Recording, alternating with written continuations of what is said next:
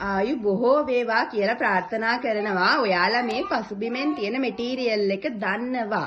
Century gold material එක තමයි මේ තියෙන්නේ. ඉන්දියාවෙන් ආනයනය කරන සෙන්චරි ගෝල්ඩ් මෙටීරියල් එක.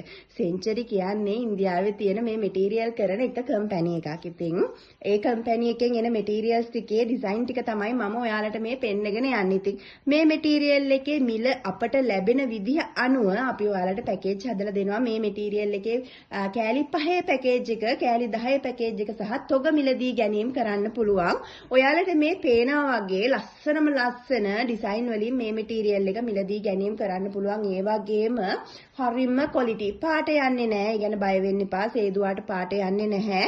පාට යන මෙටීරියල් එකක් නම් මම ඔයාලට සේල් කරන්නේ නැහැ. පාරිභෝගිකයෝ වෙන ඔයාලා මෙටීරියල්ස් මිලදී ගැනීමේදී අපි ඔයාලට මේ මෙටීරියල්ස් ඉතාම පැහැදිලිව මේක පෙන්වන්න ඕනි. මොකද ඔයාලා මේවා අල්ලලා බලන්න නෙමේ මිලදී ගන්න. ඉතින් මගේ වගකීම ඔයාලට හරිම දේ පෙන්නලා මිලදී ගන්න අවස්ථාව සලසලා දෙන එක.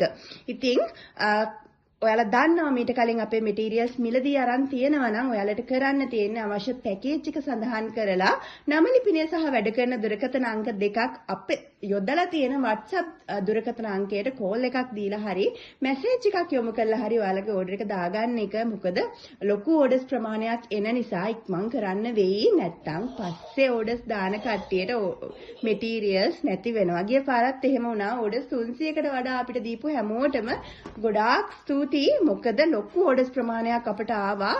සමහර වෙලාවට කරගන්න බැරි තරමට ඕඩර්ස් ආවා. ඉතින් ඒ හැමෝටම ගොඩාක් ස්තුතියි. මේ මෙටීරියල් එකේ ඩිසයින් ටික පැහැදිලිව පේනවා කියලා මම හිතනවා. ඒ වගේම හරිම ලස්සනයි, හරිම ක්වොලිටි 100%ක්ම කොටන්. කලින් මෙටීරියල්ස් වල වගේ මගල් 36ක් පළල මීටර් 3ක් දිග කෑලි තමයි එන්නේ. මීටර් 3ක් එන්නේ ඉදිරිපස සහ පසුපස පළු දෙකට මීටර් 1.5 බැගින් බෙදිලා මීටර් 3 එන්නේ.